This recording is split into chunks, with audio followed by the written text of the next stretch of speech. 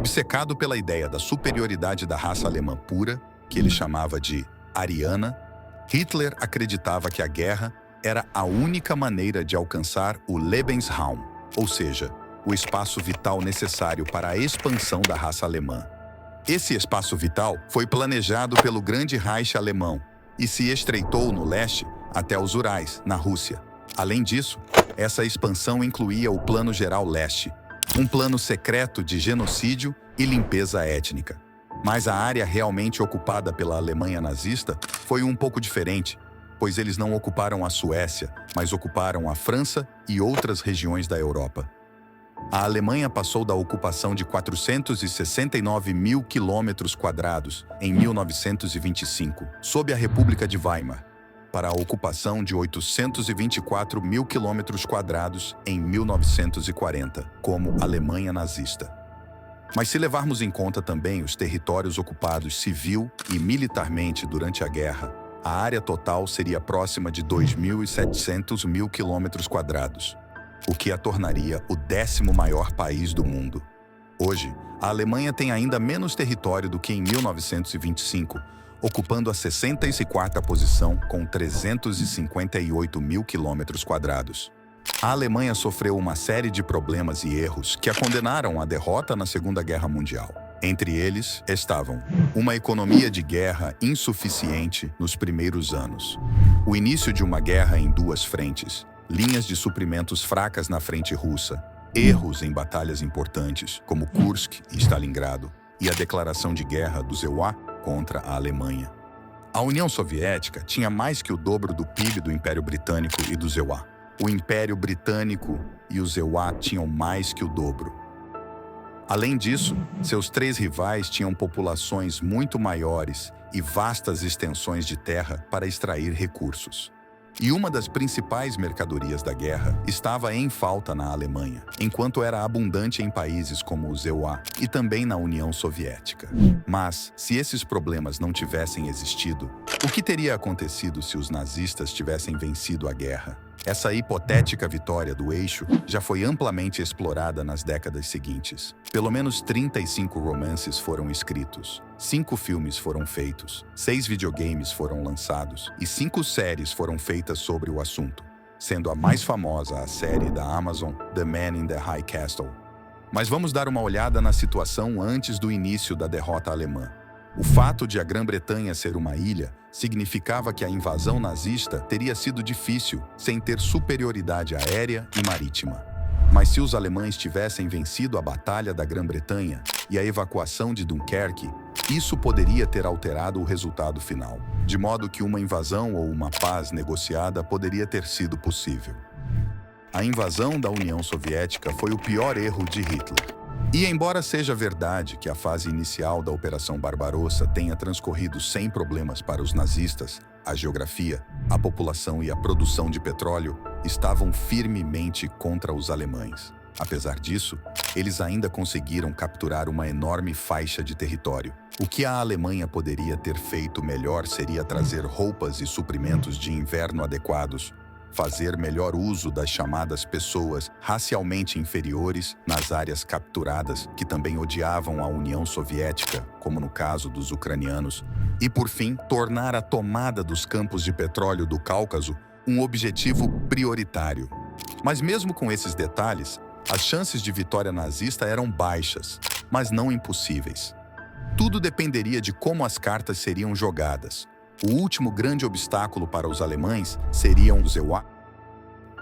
Com exceção do fato de os nazistas terem desenvolvido armas atômicas antes deles, não há como a Alemanha derrotar o ZEWA de forma realista. O país tinha uma economia maior do que a de todas as potências do eixo juntas. Os Estados Unidos também tinham petróleo suficiente para abastecer seu próprio exército, marinha e força aérea. Declarar guerra ao ZEWA foram o último tiro no pé de Hitler. Portanto, o melhor cenário para a Alemanha teria sido um impasse semelhante ao da Guerra Fria. Com o fim da Segunda Guerra Mundial, Hitler teria tido o cenário perfeito para executar seu plano geral para o leste e eliminar o que ele considerava eslavos selvagens. Essas são as porcentagens a serem eliminadas de cada nação. Ao todo, eles planejavam assassinar cerca de 110 milhões de pessoas. 15 milhões seriam deportados para a Sibéria, e os 54 milhões restantes teriam de ser devidamente germanizados para fornecer trabalho forçado. Caso contrário, também seriam deportados. Ele e Himmler estimaram que, em 25 anos, cerca de 10 milhões de alemães colonizariam as novas terras. Mas eram os judeus que sofreriam o pior destino. O plano de Hitler era exterminá-los completamente, e essa situação em muitos países já estava avançada. Em países como Polônia, Grécia, Lituânia e Iugoslávia, mais de 80% dos judeus já haviam sido exterminados. No total, 60% dos judeus que viviam nesses países foram assassinados. Com a vitória nazista, os quase 4 milhões de judeus restantes teriam o mesmo fim, o que, somado aos eslavos, elevaria o número extra de mortes causadas pela vitória da Alemanha para 114 milhões de pessoas. Para fins de comparação, a estimativa aproximada de mortes na Segunda Guerra Mundial é de 80 milhões, ou 3% da população mundial. 1/3 dessas mortes foi de militares e 2/3 de civis. E para continuar com as comparações, essa foi a guerra mais sangrenta da história. Apenas 5 doenças mataram mais pessoas na história. Portanto, a pergunta seria: quem venceria a Guerra Fria entre os EUA e a Alemanha nazista? Os EUA financiariam e treinariam guerrilheiros russos para lutar contra os alemães. Na década de 1970, uma época de revolução sexual, hippies e arte moderna, nada disso seria visto na Europa nazista, que se tornaria parte de um movimento suburbano ilegal. A crise dos mísseis cubanos poderia ter seu substituto na Islândia, que entraria na esfera alemã para instalar mísseis de médio alcance que poderiam atingir os EUA e o Canadá. Divagar muito mais no tempo é pura fantasia, pois as possibilidades são infinitas. Mas, se eu tivesse que fazer uma escolha, apostaria em uma vitória dos EUA na Guerra Fria e na queda do regime nazista, trazendo de volta o livre mercado e a liberdade individual na Europa. Imaginemos que a Alemanha de hoje teria mantido os territórios adquiridos durante a guerra, levando em conta sua expansão máxima com os territórios ocupados civil e militarmente na guerra.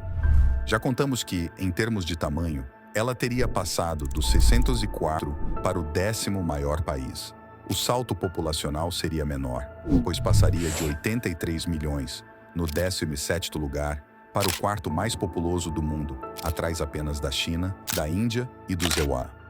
As 5 áreas metropolitanas mais populosas seriam Paris, Berlim, Stuttgart, Frankfurt e Katowice, 3 delas na Alemanha. Em termos de PIB, a China sentiria que eles estão se aproximando, pois a Alemanha teria cerca de 9 trilhões de dólares, ultrapassando confortavelmente o Japão no caminho. O PIB per capita cairia de 48.200 dólares para 33.400 dólares por ano, uma renda anual inferior à de países como Ucrânia e Belarus. O cristianismo seria a religião dominante, com 73% da população, dos quais 14% seriam protestantes, 40% católicos, 15% ortodoxos e 4% outros. Haveria também 4% de muçulmanos, 1% de outras religiões e 21% de ateus e agnósticos. Em termos de gastos militares, o país subiria do 9º para o 3º lugar, novamente atrás dos EUA e da China. Esse gasto representaria apenas 1,5% de seu PIB, o menor entre os 7 primeiros. Por outro lado, as Forças Armadas alemãs saltariam 20 posições, com 819 mil soldados ativos, muito perto da Rússia.